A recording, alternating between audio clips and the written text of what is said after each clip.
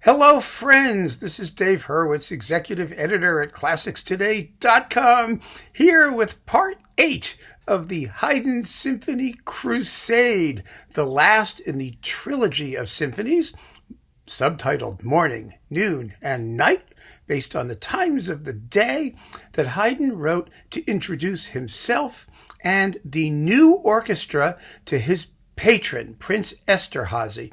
And what a remarkable group of symphonies they are. And this last one, Le Soir, the evening, is perhaps the most remarkable of all in some ways. Certainly, it's musically the most sophisticated in one particular sense that we're going to speak about quite extensively. But it's also the lightest of the three. And that's the wonderful thing about Haydn, because he could be as easy to listen to as possible while being as musically sophisticated as anything that you could possibly imagine. And this symphony really rams home an idea that I've sort of been talking about throughout this series of talks, which is that Haydn's concept of the symphony was Mahlerian. In other words, when Mahler said the symphony must be the world, it must embrace everything, that was Haydn's perspective. He was not what you might call a classical purist, because first of all, classicism hadn't been invented yet, which was a good reason not to be. And second of all, he was always an eclectic. He was a sponge. He soaked up musical influences from everywhere, and they all found expression in this wonderful new orchestral medium that he called the symphony. And the Haydn symphony was not the same as anyone else's kind of symphony. It really wasn't. He was the first composer to realize the potential of the medium, to see what it could do and what it can be. And these three symphonies are an important milestone in that process. They really are. I mean, they do things that no music before had done at quite the same level. And you see that very, very clearly in Le Soir. Now, these three symphonies all take the approach to sort of demonstrating to his patron what he can do from a slightly different angle. The first one, Le Matin, the morning, it's very vaguely programmatic, right? I mean, it began with a sunrise, clearly with a sunrise, and then with the flute tootling out sort of a shepherd's tune. It's very similar, actually, to the shepherd's tune in the finale of Beethoven's Pastoral Symphony. It's pastoral music. And so what Haydn was doing was basically just showing how to create a organic, coherent, large-scale musical work that shows off every single instrument in the orchestra. They all get solos, but they all get solos while at the same time cooperating in a joint endeavor to create a symphonic masterpiece. There is no obvious solo display just for the sake of being, for example, a concerto soloist. The emphasis on solo writing is always integrated into the overall musical flow. And that's going to be true of number 7 and number 8 as well, because the discoveries in this music are cumulative. There's no zero-sum game in Haydn. He never says, well, if I do this, I can't do that. He always does everything, and he always does this in addition to that. And that's what makes his music so wonderful and so rewarding. So in our last symphony, just to recapitulate briefly, which was Noon, I mean, no one had any idea what he was going to do to express noon. He showed how he could use these instruments and these solo opportunities to create two kinds of music. On the one hand, in the outer movements, they were completely athematic. They were simply a virtuoso, razzle-dazzle exchange of motives in a kaleidoscopic and joyous way, and he created a completely refreshing, vivacious, happy music, but one that was not reliant on classical melody, because he had color and texture that he could use instead. Whereas in the slow movement of that symphony, he created a grand operatic scena with a duet for the violin and cello in the middle, and a recitative at the beginning, and a cadenza. I mean, the whole shebang to show how he could write music that is intensely melodically expressive as if you had singers on a stage singing actual words, and the music comes to life in that way. So that was number 7. Now, so what is he going to do in number 8? I mean, you might well wonder. It's a really good question. And what does Le Soir, the evening, have to do with anything? I'll tell you right away. Number 8 ends with La Tempesta, with a little storm. And it's really a tempesta in a teapot. It's a little storm, not a very serious storm, but delicious, as we will see. But not only that, but this storm follows a pattern that Haydn establishes right at the opening of the symphony. But what this symphony is about, it's really about 2 things. But what this symphony is about more than anything else is a very technical musical concept, but one which is so obvious and fun to listen to that, once I tell you what it is, you'll get it immediately. And that's irregular phrasing. Now, what is there to say about phrasing? Well, I'll be able to show you as we go. But essentially, music as we know it in the classical and romantic periods falls into very regular phrases of usually 4 and 8 and 16 bars. They're in multiples of those units, 4, 8, 16, 32, etc. The reason for this is, older than humanity itself, and we don't need to go into it. But that kind of regular phrasing, periodicity, if you want to call it that, music that occurs in regular periods, is a wonderful thing. It controls the rhythm.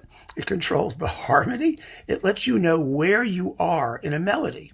Most tunes fall into regular 8-bar periods, and that's simply because it makes them have a regularity which is memorable, that helps us to remember what they are, and that sounds to us balanced and logical and satisfying. That's just the way the universe was built, folks.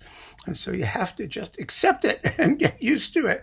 But what Haydn knew, and what this symphony demonstrates more than anything else he wrote up to this point, is that you can do wonderful things if you don't write 4 and 8-bar periods with regularity, because knowing when to extend a period or shorten a period or use irregular periods, prime numbers, does marvelous things. It's how you create humor in music, partly. It's how you create enhanced expressivity. It's how you keep the listener guessing. It's how you make your music more vivacious instead of monotonous. It allows you to write music in larger forms. And that is a wonderful thing, as we're going to find out. But I don't want to keep speaking theoretically. I want to get right to the music, because we're going to listen to almost the entire symphony.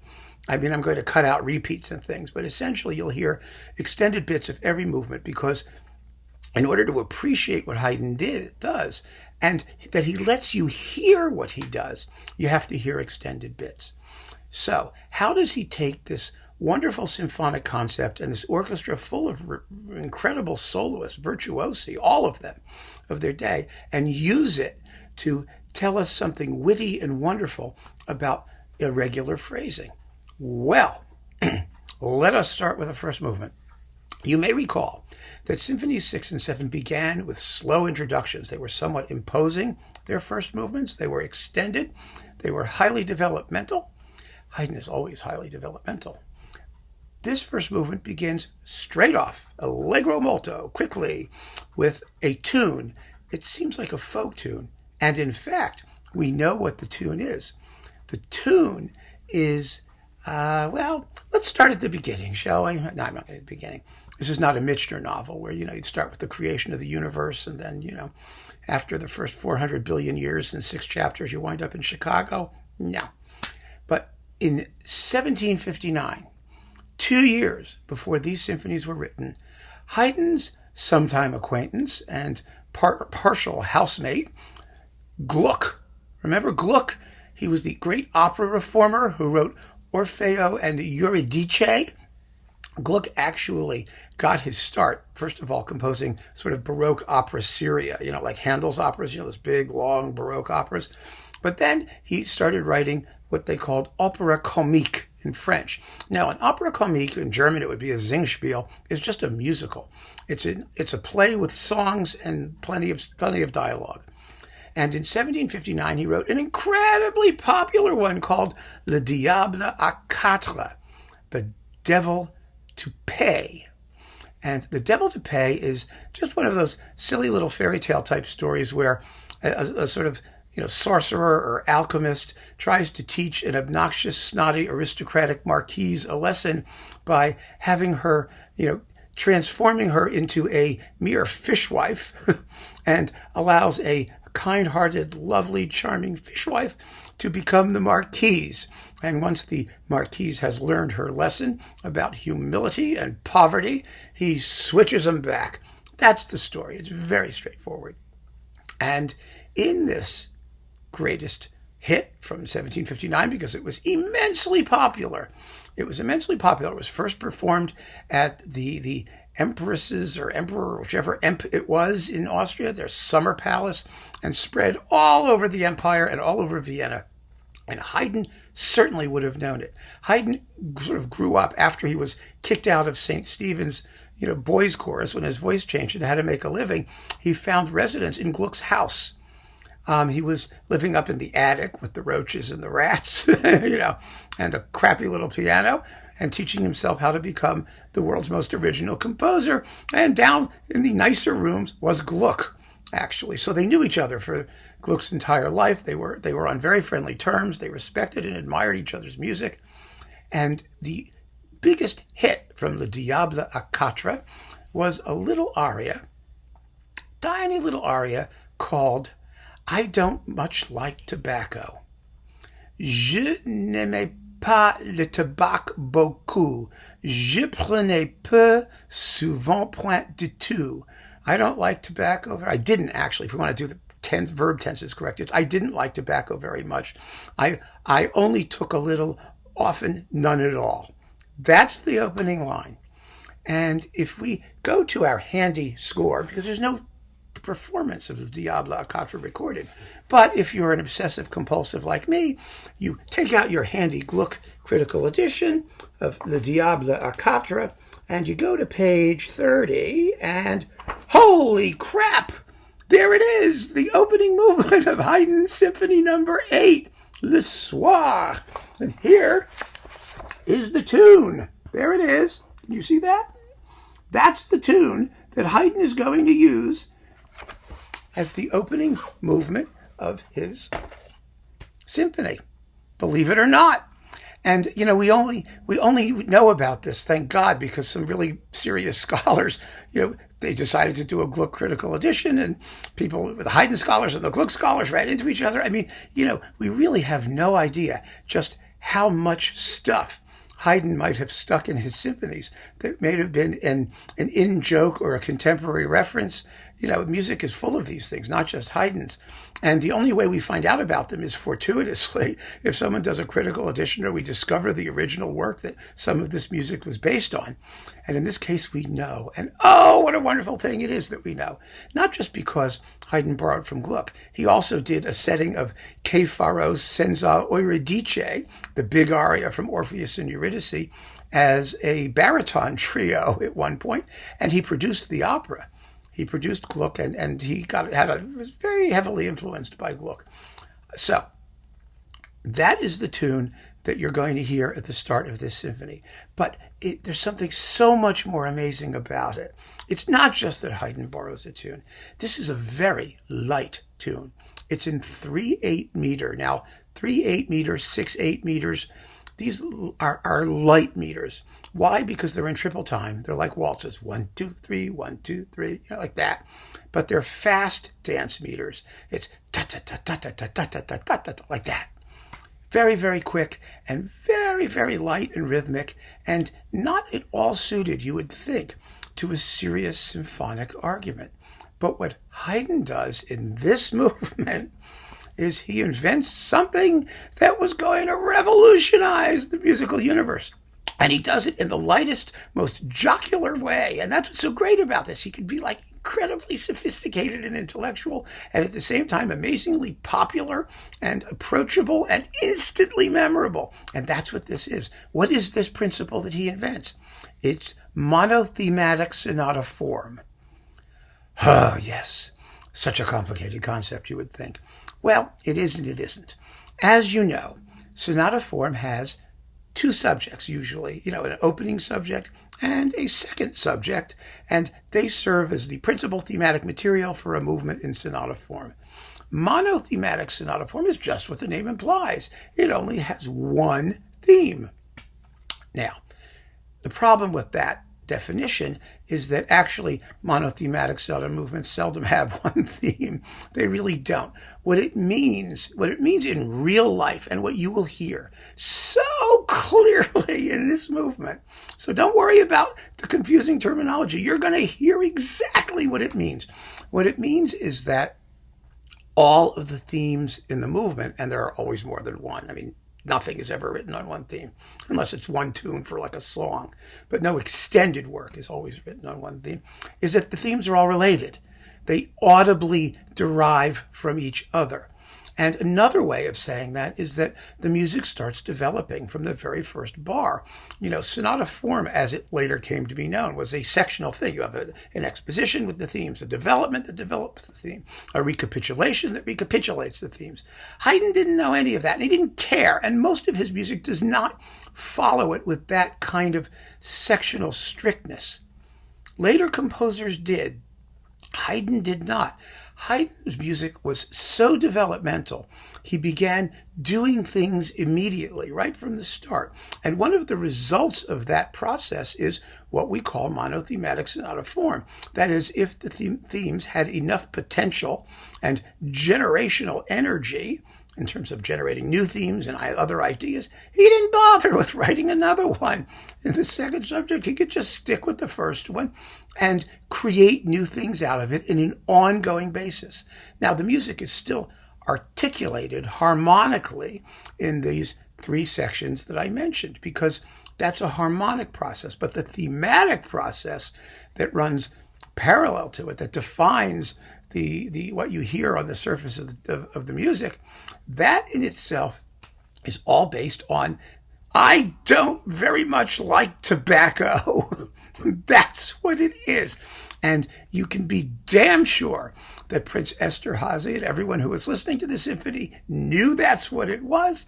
They knew the tune, and Haydn says to him, "Listen, Your Highness, I'm going to take this tune and you're not going to believe what I'm going to do with it."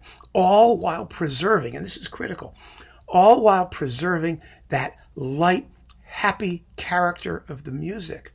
It isn't necessary for him to do crazy, insane things. He's showing you just how versatile this music is within its allotted character. And that is genius. Sheer genius. And so I'm going to play you the whole movement. Yes, the entire movement, although without exposition repeat. We're going to hear the whole movement and all the way through without repeats. It's only about 2.5 minutes long that way. It's about double that if you do all the repeats. And it's just incredible. All you have to do is remember, je n'aime pas le tabac beaucoup, and you're in business. Je n'aime pas le tabac beaucoup. That's the tune. It's so instantly catchy. It's marvelous. But I also said, remember, that this symphony was about irregular phrasing. And it is. And in quick movements, particularly, irregular phrasing causes all kinds of hijinks to happen with this adorable little tune. Listen to the solo flute, because what Haydn does is he uses the flute as his sort of court jester, his trickster. It's the flute that adds the irregularity. So he wants you to hear it. He's not trying to trick you or anything. If you hear the flute have its little solo interjections, it is those solo interjections which are adding a bar, taking away a bar, doing something to always give the music a little bit of unexpected rhythm. And you'll hear that too. because Haydn wants you to hear everything he's doing. He's not trying to be intellectual for the sake of intellectuality. He's being intellectual for the sake of enhanced expressivity. And that makes the music sound even more fun and even funnier. And you have to do it that way, because if you don't have the words, what Haydn wants to do is enhance the expressive meaning of the words without having the words. And he does that by using all of the devices at his disposal. So unpredictable phrase length and orchestral color, solos for the various instruments. So without further ado, let us listen to the Northern Chamber Orchestra under Howard Griffiths, or Nicholas Ward. I'm sorry, who am I talking about? It's Nicholas Ward. Howard Griffiths is something else. Yes, the Northern Chamber Orchestra under Nicholas Ward on Naxos, doing the first movement of Symphony number 8, Le Soir, the evening, with Haydn's version of Gluck's little aria, I Don't Much Care for Tobacco.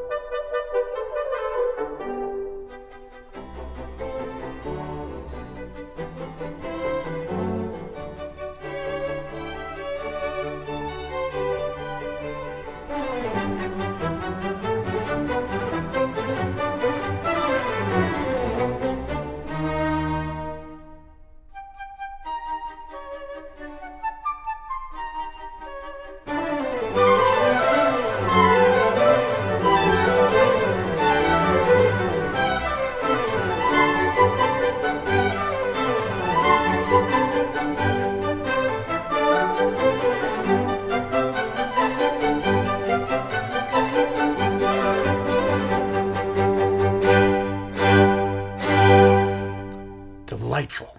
Just delightful, isn't it? Can you believe that this is like a musicologist's dream, this movement? It's so light, it's so effervescent, it's so jolly. And of course, because this is the evening, you know that they went to the opera. They went to the theater that evening to see Gluck's Le Diable à Quatre. Unbelievable, just unbelievable. The mind boggles. Anyway, so that's the opening movement. Now, how is this going to be the opening movement of a big symphony? It's so light, it's so fluffy, it's so almost inconsequential, isn't it? Well, that's a good question. Haydn has the answer in the second movement, the slow movement. Now, these slow movements are just as remarkable as the opening movements. In this particular slow movement, Haydn writes a full-blown sonata form in the other way, with two completely separate subjects. In fact, there's a pause between them, and a big development section and a full recapitulation, because what he is now doing is just the opposite of the first. He's showing you a totally different version of sonata form, and this movement features those fabulous solos for two violins and cello throughout, expressing the thematic material. It's absolutely lovely. But the other thing that's fabulous is he's also playing with irregular phrase lengths. And I'm going to show you what they are. Now, in slow music, weird phrasing is much harder to hear because the music is very slow and you don't really notice it. You just hear the melody, and the melody is the melody, right? So the exposition, the first theme of the exposition, let us say, just the first theme, has a very, very irregular phrase structure. It consists of 23 bars, which is a prime number, organized as phrases of 5, 5, 4, and 9. Now that is very, very irregular. You don't hear that irregularity in terms of strange rhythm. You notice it in terms of flow. You notice it because it gives the music a large-scale lyrical flow that you can't really define, but you can't really tell when the pauses in the melody are going to happen. It could be longer, it could be shorter, and that's what makes it so beautiful. And that gives the movement a sense of scale, a sense of sort of bigness, of freedom that is just the very opposite of dullness and monotony. So I'm going to play you now the first subject, just the first subject of this movement, and I will mark out each section of the rhythm, the 5, the 5, the 4, and the 9, so that you will be able to hear it going. I'm not sure if you will. I really don't know. And it doesn't matter if you do. But I just want you to know where it is for your own benefit, so you can hear just how beautifully it becomes a big, long, shapely paragraph in prime numbers for the most part. So here is the opening theme of the slow movement.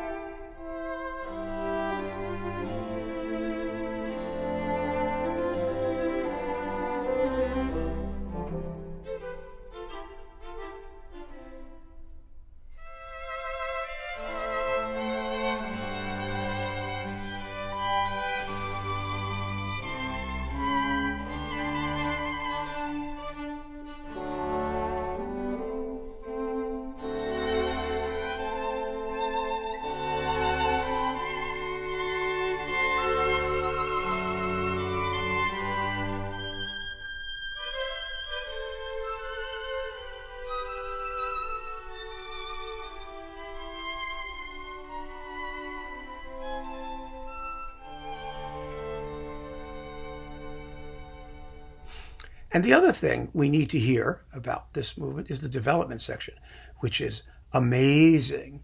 Because in the first movement, you'll recall, Haydn was playing with that cute little theme and really preserving its basic character while putting it through every possible permutation that he could to enhancing its inherent character. Here, he's transforming the character of the themes. That's the other thing that the sonata style, as developed by Haydn, allowed him to do. One was enhancement of expressivity. The other was transformation into a completely separate kind. Now, because the opening of this movement is very beautiful and very serene, and the development is very moody and dramatic and passionate and expressive. Here's the entire development section. Just listen, you'll see exactly what I mean.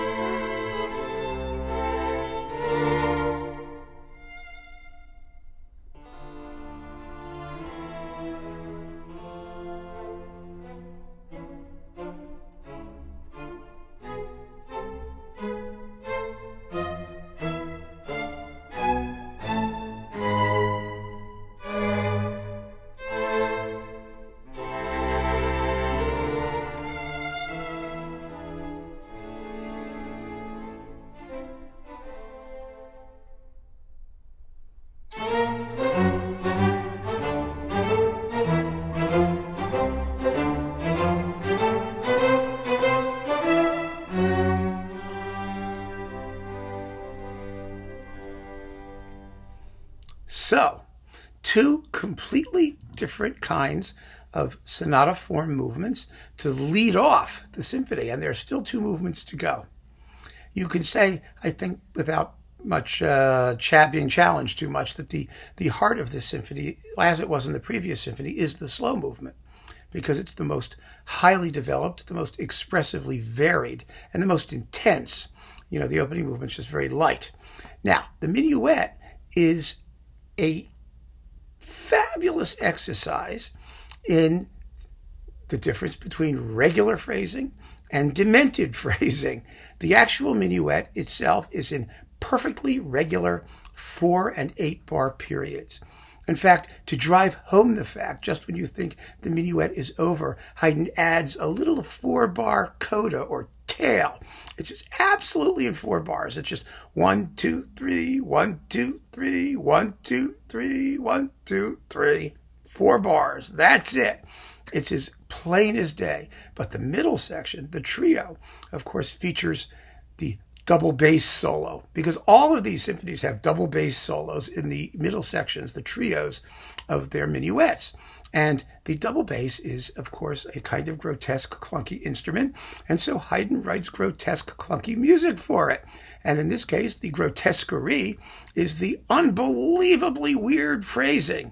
In this case, it's mostly 6-bar phrasing, which sounds like it's too short.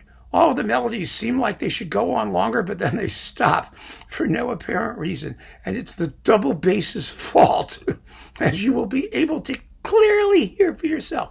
So I'm going to play you the complete minuet all the way through without repeats, and the trio all the way through without repeats. First the minuet, then the trio, the middle section, because that way you'll hear right away this perfectly regular, stately, absolutely predictable phrasing, which at this point you really want.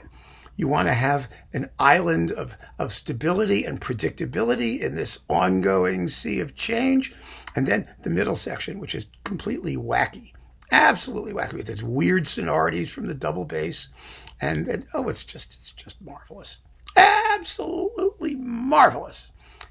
Here it is.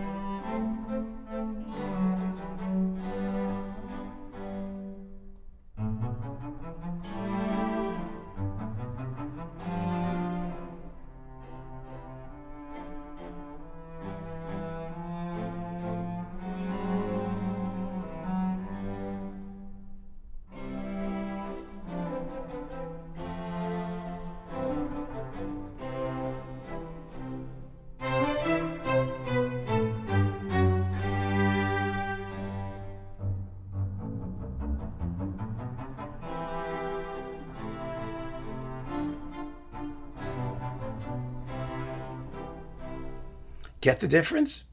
I have a feeling you had no problem hearing that at all. Now, the finale. Oh, the finale. The finale returns to the concept of the first movement. That is crazy phrasing, a much lighter texture, as in the first movement. But here we have a programmatic nature piece. It's a tempesta. It's a storm. Now, in this little tiny orchestra, there's not much you can do to sound stormy. But one thing about storms is that they are extremely messy. They are random. Now, Haydn can't go so far as to write something that's random. He's not going to write just a chaotic atonal mess, right? This is a very well-organized storm, harmonically. But in terms of its rhythm and phrasing, it is wonderfully unpredictable, extremely unpredictable. The essence of the storm, the elements are divided into lightning, which is the flute. Just as in the first movement, all of the unpredictable phrase stuff happens in the flute. It's the flute that's going to keep you guessing. And the flute has a lightning bolt. The lightning bolt is bump, bump, bump, bump, bump, bump, bump, bump, bump, like that. It's just a jagged, lightning is jagged, right? It does this. Well, that's exactly what the flute line does. It goes dump, bump, bump, bump, bump, bump, like that. It's a lightning bolt. A little flute-like lightning bolt. And then the whole orchestra comes in with blah, ba-da-dum, ba-da-dum, ba-da-dum. It's the rain, right? And they're like string tremolos going, it's all going to come back much more, vigorously in Haydn's later storms, of which he wrote quite a few, and in Beethoven's Pastoral Symphony and all the storms that came later in our musical history. And of course, this storm also evokes the summer storm of Vivaldi. Vivaldi did a bunch of storms in the four seasons. Most seasons had their seasonal storm, and that was the piece that Prince Esterházy enjoyed so much and wanted Haydn to pay homage to, and that's what he does in this finale. And again, I can play you the entire finale because it's not long, without repeats, and you will hear how, in order to create that feeling of irregularity and unpredictability, Haydn uses orchestral color. He wants you to hear the irregularity. He's not hiding it. In the slow movement, he does hide it. In these outer movements, it's part of the joyous fun of listening. That's really the entire point, is the joyous fun of listening. So here is La Tempesta.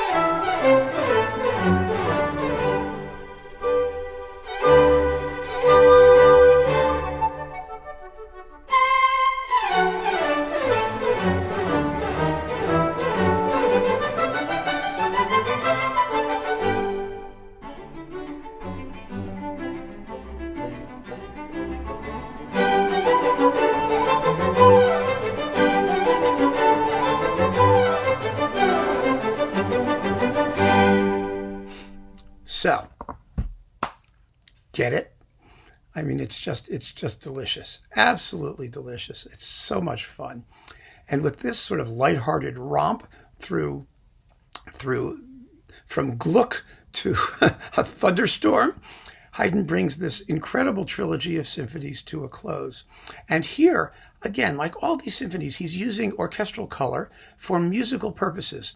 There's also in the slow movement, I forgot to mention, just so you know, because you probably heard it, the solo cello is doubled almost throughout by a solo bassoon.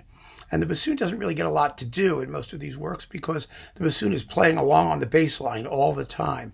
And there are moments where Haydn lets the bassoon peek out from behind the clouds, and that slow movement is one of them. But, thinking back on these three pieces, it is from 1761. They are, the first three Haydn symphonies that have achieved a measure of popularity, at least on disc, and deservedly so. I'm sure you'll agree. But I hope you understood what I said when I talked about the Mahlerian concept of the symphony. I mean, if you don't know Mahler, it's not going to make any sense. But Haydn is packing these pieces with as much eventfulness as he possibly can. I mean, when you think about it, you have unbelievable formal variety in the shapes of all the different movements. And they're very progressive works. I mean, he never repeats himself. He's never falling back on tried and true formulas, but if he uses a formula, he's using it in a new and unexpected way. And he has this great orchestra, and he's using solo instruments and orchestral color as a formal principle in itself, as a way to enhance the musical argument. And that, my friends, is something completely and utterly new. And it was invented by Haydn, and you could probably make the argument that nobody was a greater master of it than Haydn. Rimsky-Korsakov called Haydn the greatest symphonic orchestrator that ever lived. And the emphasis here is on symphonic, because all of the color, the virtuosity, all of these surprising bits of texture, and they're all subordinated to the overall musical argument and to the coherence and unity of the entire musical organism. And in that respect, Haydn was so far ahead of his time that it was literally a century or more before the rest of the musical world caught up with him. You remember, you may hear stories about how, when Beethoven wrote his Seventh Symphony, everyone loved the second movement, so they played it in the Eighth Symphony. People mixed and matched movements in concerts. They played just the popular one. They didn't play works whole. They didn't think about works whole. If you read contemporary reviews of Brahms symphonies, and now we're talking about, the late 1800s, the 1860s and 70s and 80s, you see reviews by critics where they say, well, the audience applauded the first theme, but they weren't interested in the second theme. Or, this movement was very pretty, but that movement was really lousy. Or, that kind of thing. Even critics, even musicologists, even scholars, they listened to music in little pieces, one little thing at a time. They had very, very little conception of seeing a work whole, of the organic unity and integrity of the music. That only started to happen very much later. Really, it's almost a 20th century phenomenon. But Haydn was doing it. He was doing it from the very first, from the 1750s on. And frankly, the rest of the musical world has been playing catch-up ever since. But we don't have to, because we know about it from the start, and we're going to listen to the other 100 and whatever symphonies with that very, very much in mind, with the idea that the unity of the entire work was always a paramount consideration in Haydn. And if you come to his music thinking about that, just with that concept in mind, it will open a key to understanding that will make these symphonies some of the most marvelous musical experience that you can ever have. It really will. And it justifies repeated listening to them, because the more you listen, the more you hear, the more inevitable they sound, the more marvelous discoveries you can enjoy between movements and among the different parts that constitute the idea of the symphony. And that idea was Haydn's idea. So thank you very much for joining me on this particular crusade. We'll see you next time for number 9.